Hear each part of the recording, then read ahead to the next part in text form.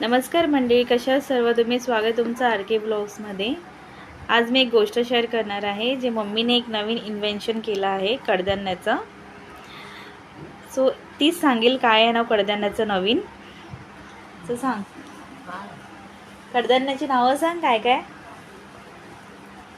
वाल आणि काजूची गिर काजूची गिर थोडी असतात।